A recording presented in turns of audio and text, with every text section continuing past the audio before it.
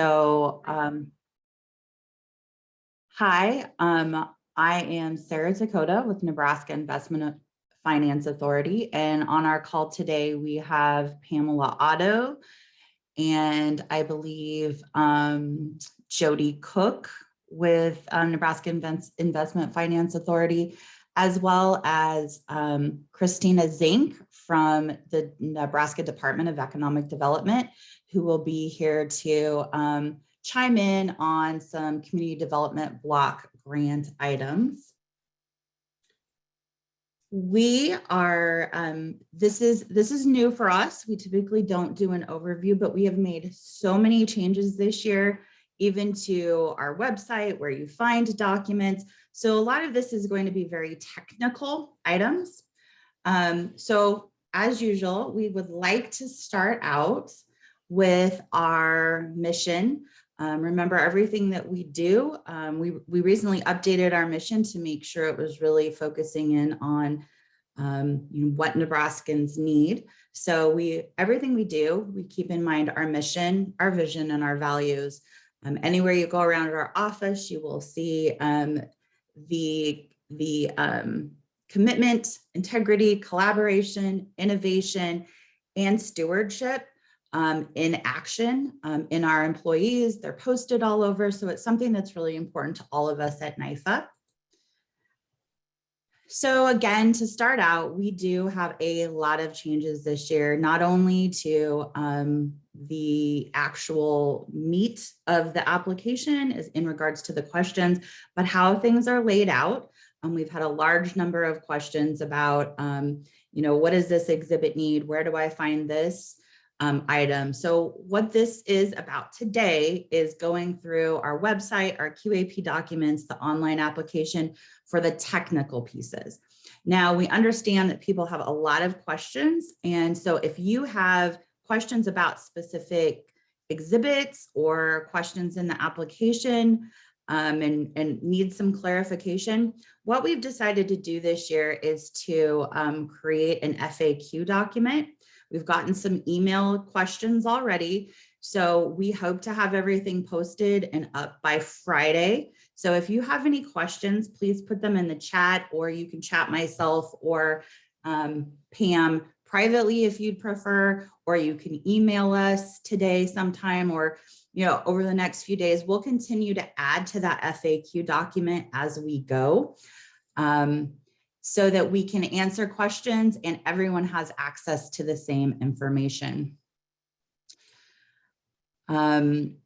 So what we would like to start with is the website information.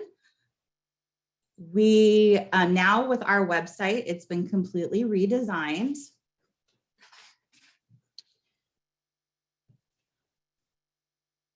And are you able to see the website? Okay. Okay, perfect. Wanted to make sure the sharing was working properly. We use too many of these different systems, and I hate to say I don't trust myself in all of them. I think I might be doing something wrong. But to give you a really good overview of the website, one of the things we recommend that you first do when you get to NYFA.org is make sure you're registered for our listserv or our newsletter. So if you scroll clear to the bottom, this is just one of the locations where you can find to sign up for the newsletter. Sign up. When you click sign up, basic information, but if you want any information regarding the tax credit program and the multifamily housing program, make sure that you're checking the developers box. And then if you're interested in the compliance side and the long-term requirements or any changes that may occur over the time, you'll want to check the property management box also. So that is one of the things that we really want to point out and make sure people understand that's there. And then one thing about the redesign of the website is you can find our documents and our information in many different places. And it'll lead you, there's no one way to find information. But going to developers and property managers, you will find an overview about development financing, which will take you to a section on multifamily bonds. multifamily tax exempt bonds, which gives you additional information, explains the requirements, has an example of the investor letter that NYFA uses. So we always recommend that you take a look at that. So there's a lot of good information right here in general. And then there's also overview section, which covers a lot of different things, but there's an apply section, a process section, and then compliance section. One of the things to keep in mind, again, there's a lot of different ways to get places. So if you hit apply, this provides you not only with the application deadlines, but it also will tell you, will take you to the link on how to apply and create an account, which we'll go over that here shortly. Another section I really want to point out is the education and training tab. This tab right here will have any public hearing information, any focus group, recorded focus groups. This will be recorded and placed here. The FAQ document will be recorded and placed here. And I'd be remiss if I didn't point out that there's also a compliance section down here.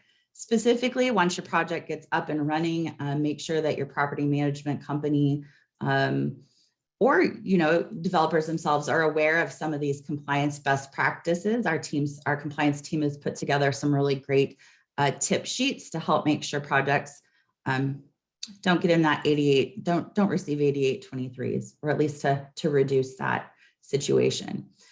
So the section that is probably the most used in our in the tax credit part is the forms and documents. So this is going to cover absolutely everything that you probably need in relation to forms and documents. Again, I want to mention that down here are the compliance forms and documents. So those are important to be aware of those information. But then up here, you'll find the QAP documents are here, and we'll go into those a little bit more in depth. But then other important things that you can find are the application lists. So once we have, once the optional let's try this again, the required pre-app and the optional threshold applications are filled out, we will update this section and it'll have this year's application. So you'll be able to take a look at who's applying and what communities are applying. This is another important one with the reservation list. We will be splitting out for 2022. There will be a separate reservation list for bond projects, but then it will all be listed here. So any project that receives a conditional allocation or a conditional reservation will be listed on a list here.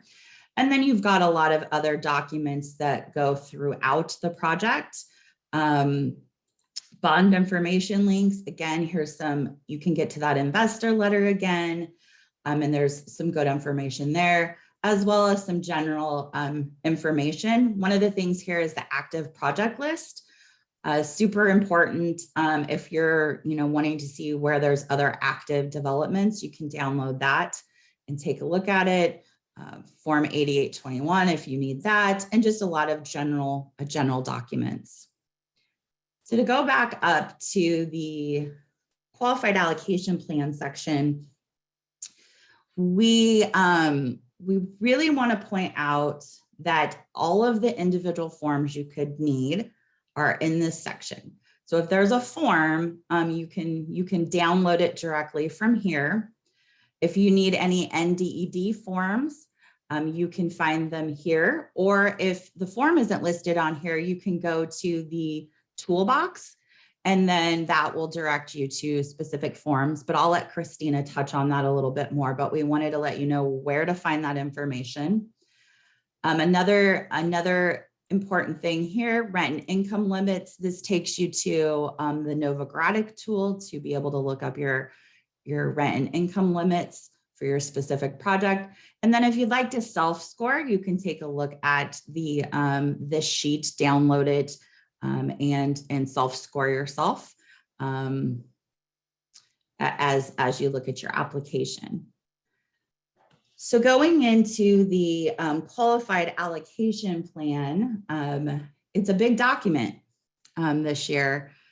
but we want to show you a little bit, and some of you already know this, some people aren't as familiar with it, but we want to show you different ways to navigate this document. So to start out, right at the first, you have your table of contents. So you can move around the document on the table of contents. So if we want to take a look at the 4% allocation plan, you can click anywhere in here. It's going to take you right to that front page. The other thing that we would like to point out is also over here on your left side, there is a document outline, which can be extremely helpful. You can click on document outline and it's going to show the breakdown of each specific document. And then if you click deeper, it will take you into the further down into the document and break it out even further. I use this a lot because I jump around and then go back up to the cover page and, you know, I'll hop around like that. So this is one of the things we'd like to point out. So we will start out and go to the 4% QAP.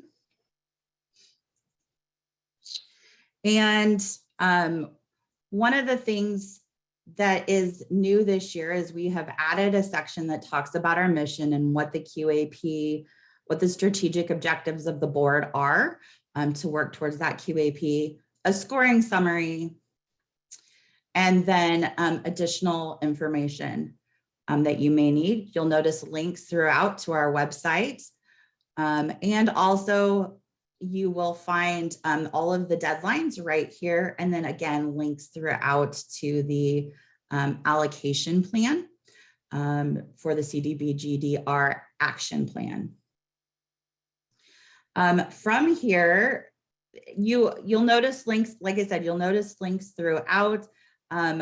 If there's any appendixes or anything like that, that will all be in here also and all linkable so that you can download them if you'd like. So we will then touch on the actual pre-application.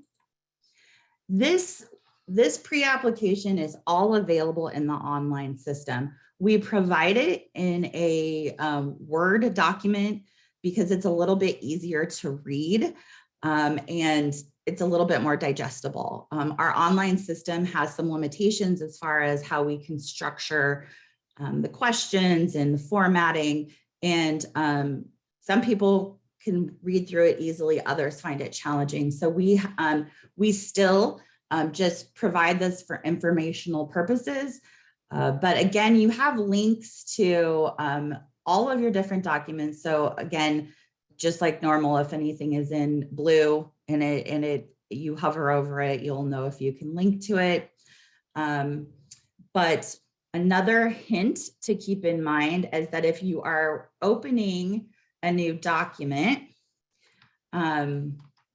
you'll want to hit, if you don't want to be pulled out of this main document, you'll want to hold down Control and then click the item and it'll pop up a new box so that it opens in a new box.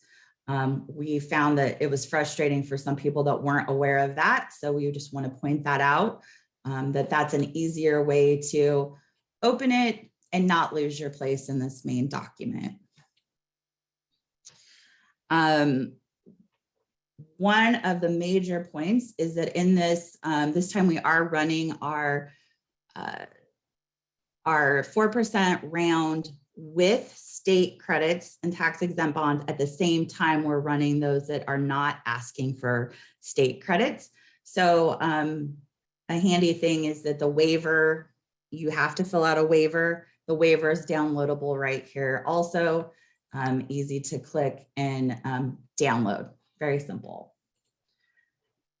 So from here, again, these are just basic technical type of things to navigate the navigate the QAP and find what you need. So if you have any questions regarding, you know, finding something or you're having struggles locating anything, please feel free to, like I mentioned earlier, add it to the chat. Or if you have any FAQ questions, again, add it to the chat and we'll be happy to incorporate FAQ items. From here, we will go to the actual 4% bond application. And what we really want to point out here is, again, this is just for informational purposes. You must submit your application online. Another thing to note is our contact information is right here. It's also located in the online application too, but it can be helpful to know where that is throughout. And again, you'll have the links throughout. So here for your certification of applicant owner, you can just click on this, download it, so that you don't have to search for it anywhere else in the document.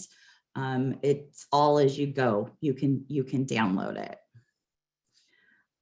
We will go to the threshold items, which is what we're going to be talking about first, right? So what's coming up is the pre-application, which is fairly straightforward, the required pre-application, but then the optional threshold review. The required pre-application and the optional threshold review, we understand there's a bit of redundancy.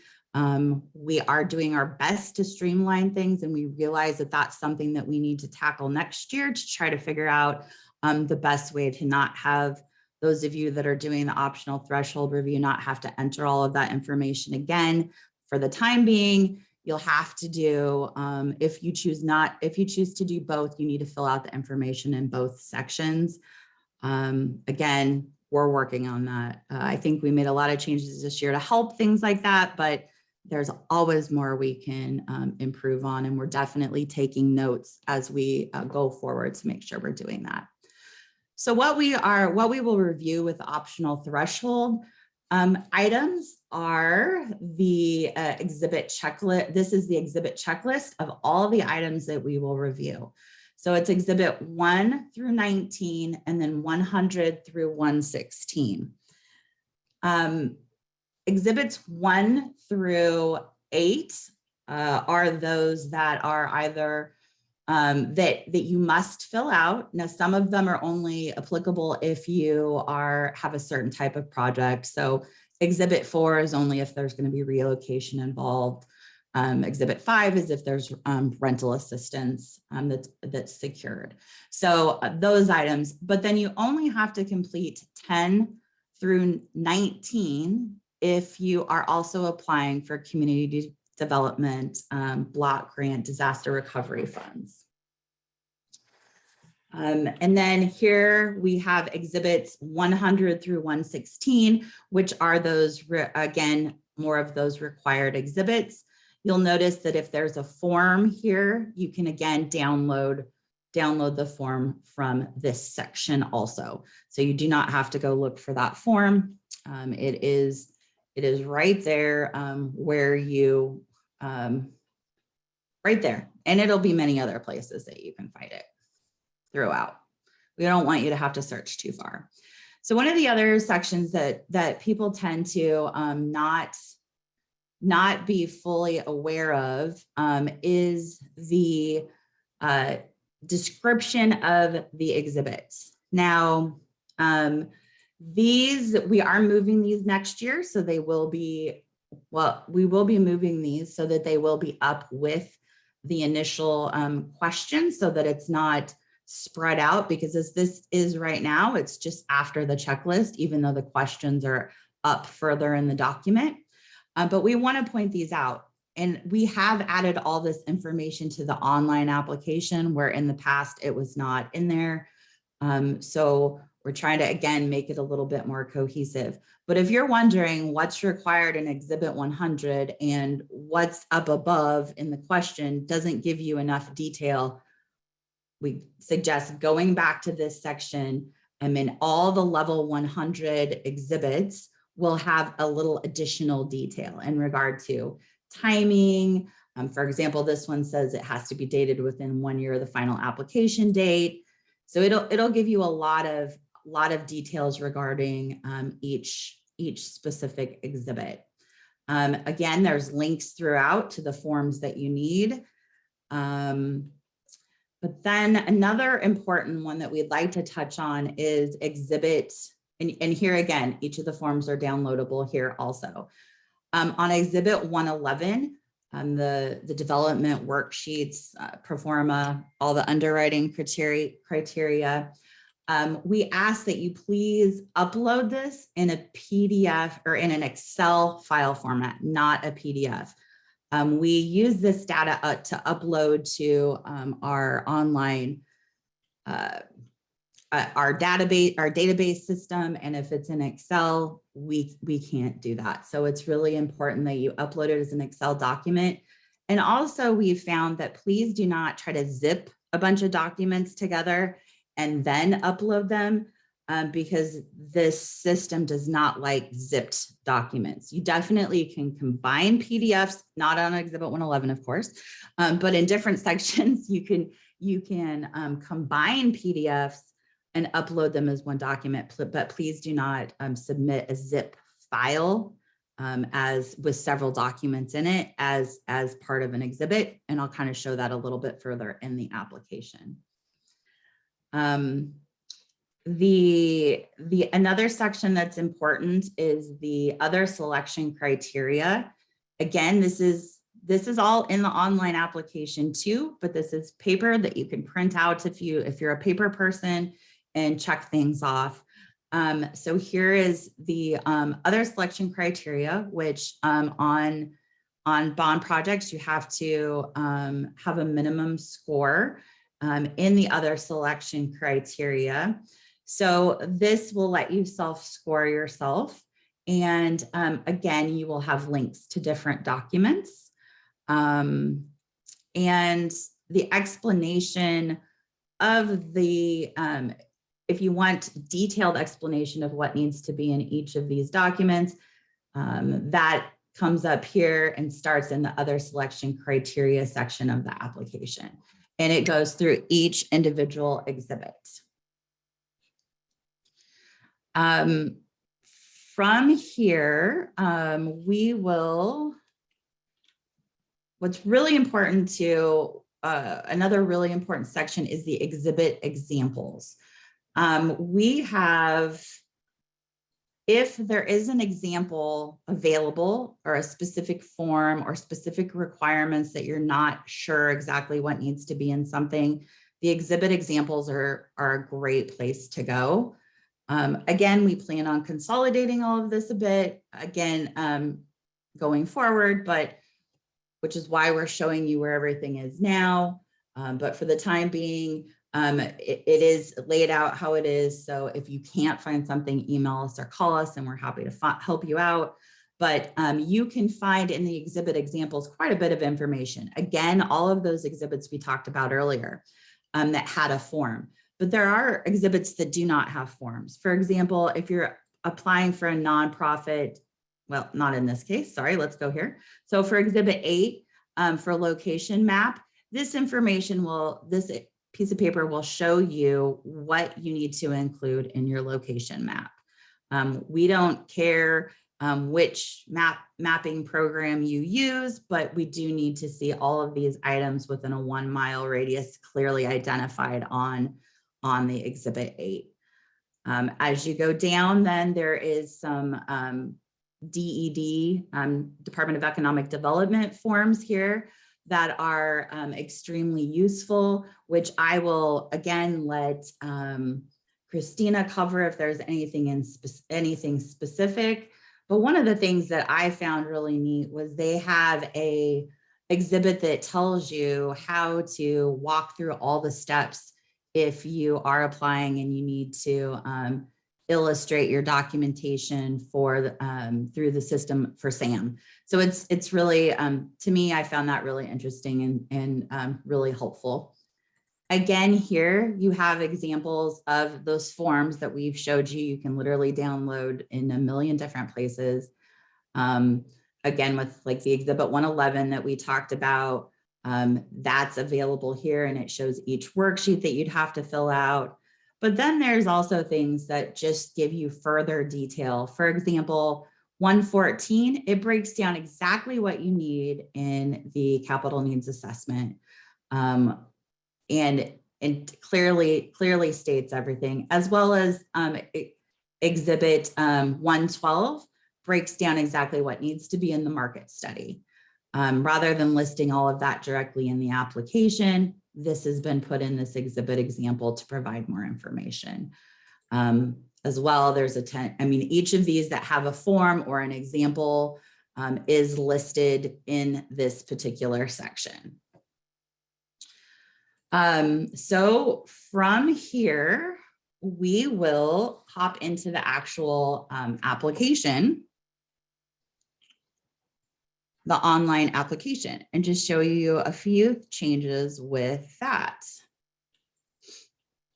So the online application, you can find it from the website link. You can go right here. There's on the apply for LIHTC section. You can go to create an account. There's several different places that you can get to this page.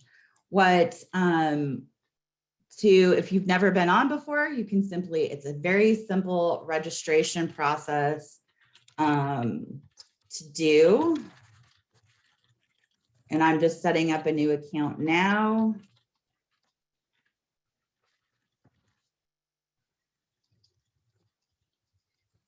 It's it helps if you can make the match though.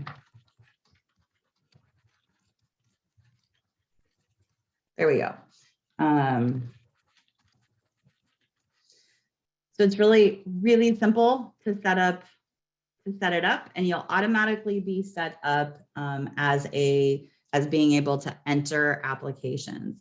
Unfortunately, the way that the system is set up, if you want one that several different users, if you're working on an application and you want several different users to be able to work on an application, you do have to set up a general, tie it to a general email address or create a general account. There's no way to have several different users identified working on one application. You have to log in under one login because the application belongs to the login. That is something we've requested that they change, and it's on our list. So to fill out an application, it's really as simple as this: fill out application. And the first one that pops up is the pre-application. So we just simply can enter a name. Now, one thing I do want to mention is that here we go, is that the naming convention on our software is a little tricky too. Once a specific name has been used, you cannot use it again. So one of the things that we often see is maybe the project name. We're going to do NYFA Estates pre-app.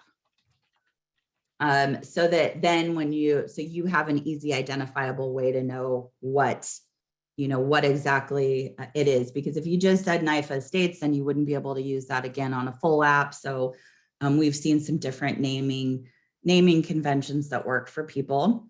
But then it pops you right into the application.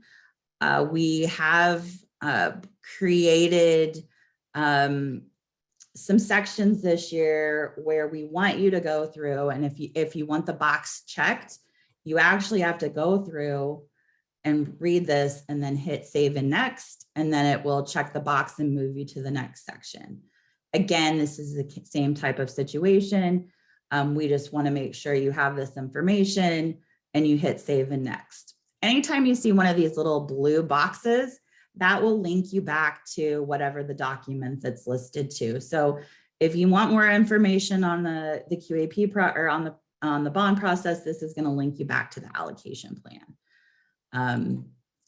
So this is pretty basic. Some of the sections are not going to let you move on unless you actually fill out an answer.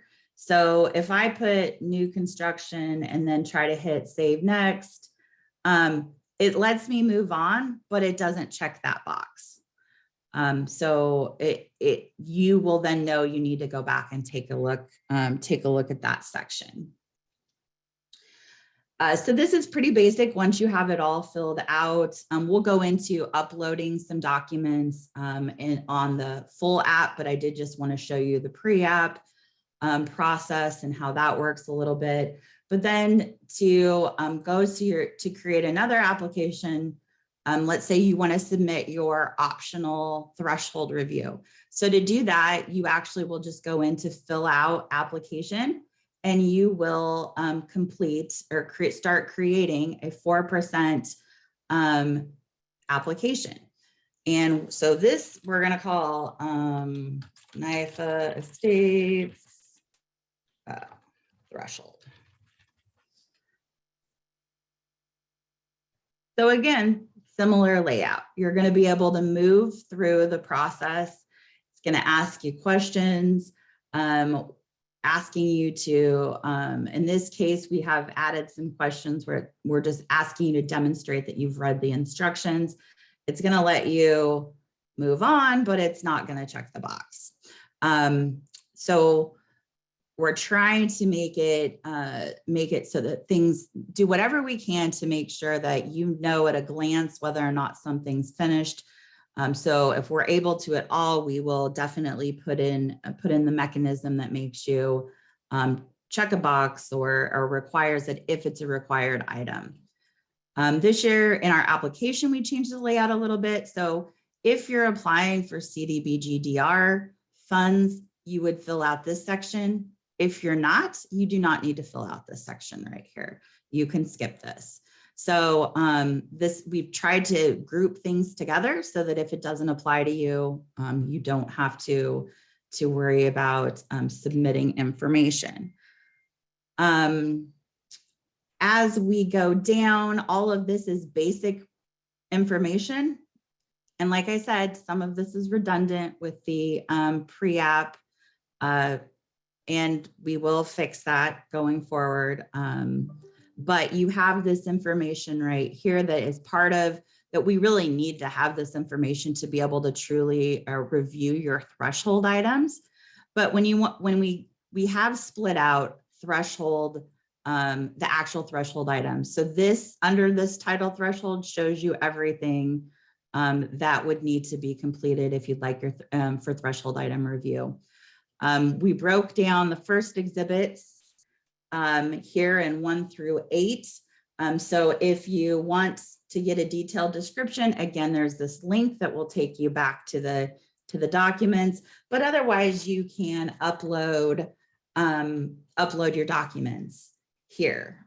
So one of the things is when you upload your documents, we do ask that you save them with a pretty basic name.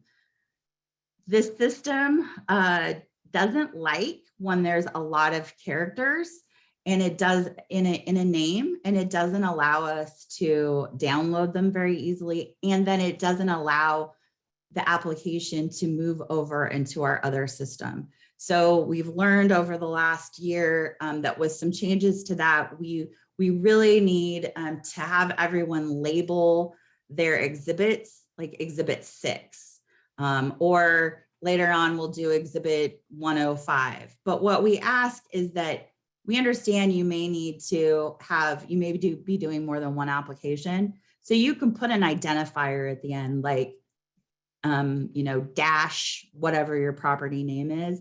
But we ask that you just don't have it be 75 characters long, because we do get some that are extremely long, but please rename them and try to shorten them and at least use whatever the exhibit title is in the first part of your document.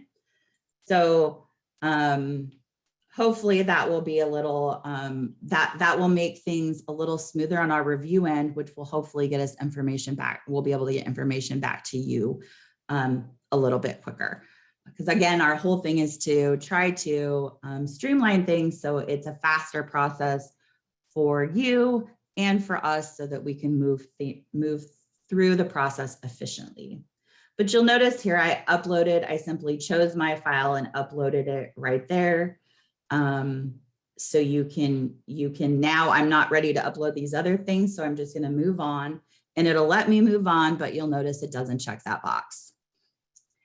Here are the exhibits that apply to CDBG-DR funds. So you would only need to fill these out, again, if you were applying for CDBG-DR. So another example here would be of how to upload and how you would need to upload documents, or how you do it, is here and on Exhibit 105. Again, all the details are in here that need to be included. That was back in that section I showed you in the application with the exhibit examples, and in the extra details on the 100 level exhibits. So you'd need to answer the question. And then if you wanted to download the form from here, you can click this box and download the form. But otherwise this is going to require, because 105 is going to be on absolutely every project, it's going to require you to put this in before it'll put a check, which you see the little red mark means that it's required. So I'm just going to go in here, and this one I named, well, you can't see it all, but it says Exhibit 105 NYFA Estates, because I wanted to, I'm working on several applications, so I wanted a way to say the different, or to show, so I knew at a glance which development it was for. But you'll notice we say upload zoning letter as Exhibit 105. So again, just start it out with Exhibit 105, and please don't make the characters too extremely long. It would be great if we could do that. I think that will really, it also leads to files not being corrupted as easily. For whatever reason, when they're longer names, it can lead to file corruption and can sort of be a little bit of a problem. So, so again, all we're looking at in the optional threshold review are these questions, or this section here, and then the items that you need to take a look at here. That again, I'm sorry that you have to enter them twice, but it is what it is this year. We'll make sure we fix it. We'll just note here other selection criteria. So as you move on, what happens is that after you submit your optional threshold, the scoring teams get together and we review your information and we provide you feedback on your threshold items. At that point, we also turn your application back over to you so that then you can go in and start. If you have to edit some of these items, you can, or if you just want to start answering all of your other questions, you can do that also. So you do not have to create a new full application if you don't want to. Now you can. I'm going to show you a couple of things here. So let's say you do this and then you decide that you want to submit the application. You'll just go back to applications, and you can actually, what we really recommend doing is before you submit, printing your information. And then if you want to know exactly what you've uploaded or exactly what files are to download that we can take a look at, so in full at a glance all the things that you've uploaded, you can just click files to download, and it's going to show everything that's set to upload. Now this is all in one section, so that's why it's just showing that one item. All of your other, if I would have uploaded more, there would be more items here, obviously. But we recommend that you do those things before you hit submit. The other thing you can do is you can clone your application. What that does is that is just a copy of what you have in here. So if you want to clone this, you can clone it and name it, let's say I submit this, but then I still want to work on my final or my full application. So then I could call this NYFA Estates Final or something like that, and then clone it. And it's going to take an exact copy of the threshold. So then I can just hit resume and go in and start working in the information. So one of the things we wanted to show you also was how to submit the application. So you've got it here. You can resume, you can print, you can clone it, you can delete it. If you want to submit the application, you just simply go to submit, pick the application, and then we're going to submit the threshold. And it's going to ask you, are you sure? Because once you are, you can't change anything. So we're going to say yes, but it doesn't like that because we didn't fill it all out. So all of those items that are required were not filled out. And some of these sections might not apply to you. So it literally might be just checking a box, yes or no. But still, it does not, this is not going to let you submit it until it's completely done. Those are the main, the main ways you can move around the application and the QAP. Pam, has there been any questions regarding navigating or anything like that? No, there hasn't been any questions. Okay. Christina, we will turn it over to you if you would like to touch on your CDBG-DR items. Perfect. Can you hear me okay? Yeah. Okay. I'm using a headset today, so who knows who can hear me. So I just want to point out a couple things on our website. Under the CDBG-DR, there's usually some sort of yellow highlighted section here. That's the most current, like, hey, you might need to know this, or here's what we're working on. So like right now we've submitted the proposed substantial amendment to the action plan, and we're waiting for HUD's approval. So that's kind of a little ticker of what's happening there. And then it kind of just explains more about the DR program. Under the blue section here, you can subscribe to our mailing list. That's the listserv to get the most updated information. So you can, whether you want to know just general information or specific CDBG, or if you want just the DR information, and then it breaks it down also into all the programs that we have within DR. So if you want to know about the construction program or the homeowner assistance program, which are the ones I'm responsible for, you can click there and submit it. And that way you're not getting spammed with everything that DED is up to. Then in the blue section, the press releases and announcements is the best place to find any of the newest information. It's anything we sent out to listserv or any public press releases. So those are, I would click there to find that information, but then I just, instead of scrolling all the way through the website, I just click on the housing programs.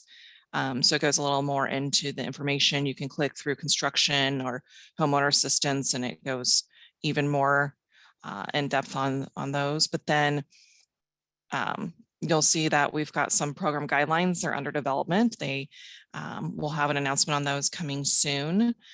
So if you're not on the listserv, I would highly suggest signing up for that to get any updates on our program guides. And then we have the project toolbox, which a lot of those links through the QAP are linked to. So we kind of have our fact sheet. We also have a frequently asked section, which we update. We'll probably have an update here soon, because I know through other focus groups and other meetings, people have brought up questions that we know. If you've had it, someone else has it. So we'll be updating that. Our green building standards, eligibility, and then it just links back to the joint application site for the review form. So I know in the review form, people have asked about the site review form. It says to send to Michelle, who's my colleague on the home and HTF side. So if you're not applying for those and you're just applying for DR, you can still send it to Michelle and she will send it to me. We just want to make it easier since people are used to sending them to Michelle. So send them to her and she'll send them to me. we'll get through all those. So that's kind of where you can see information for the DR side.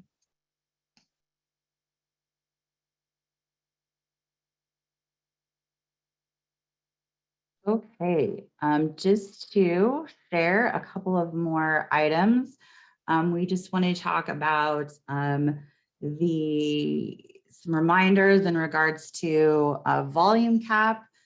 Please note that there is 35 million available in the, or approximately up to 35 million available in the low-income housing tax credit, and with the state credit available. And then there is also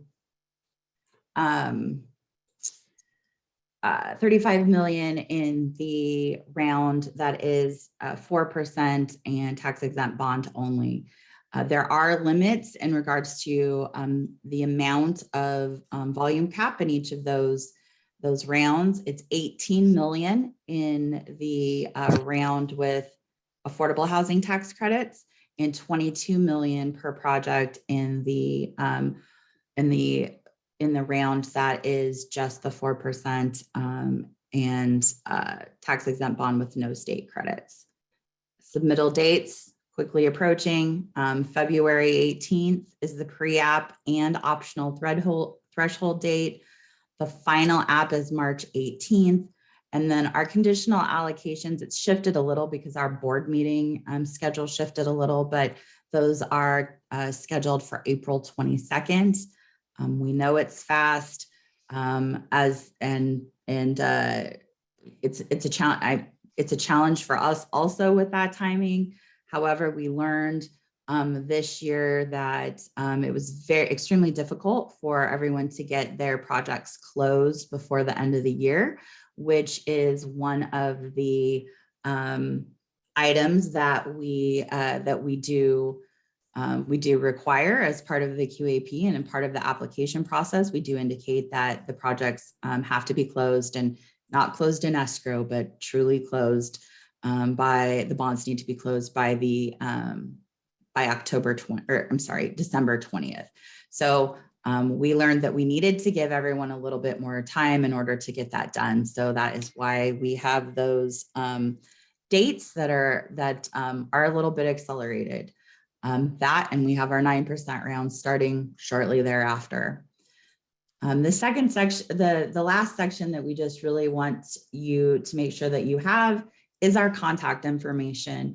I'm Sarah, and Pam's information's right here, as well as Jody Cook, who's our controller. Many of you may have known Steve Clements, who was with NIAFA for many, many, many years.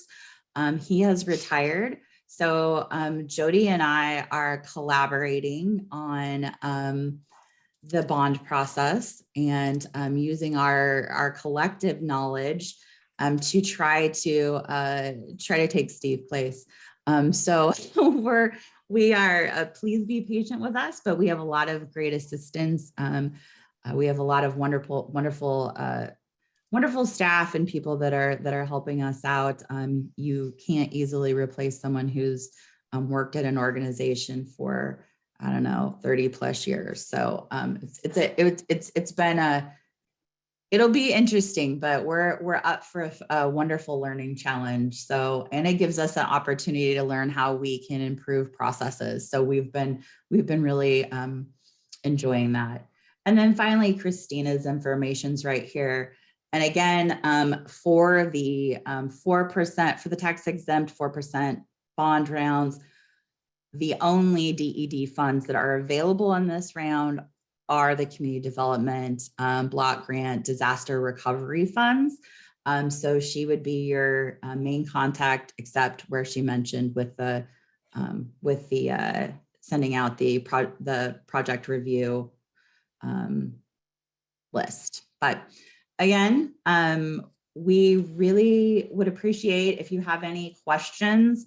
As Christina mentioned when she was speaking, if you have the question, I can guarantee that someone else has the question also. So please feel free to send it to us. We do plan to have that FAQ posted, ideally, like I said, by the end of this week. So we would love to have those questions as soon as possible so we can address them right away. Otherwise, we'll be updating that FAQ as we go. Anybody have any questions before we go?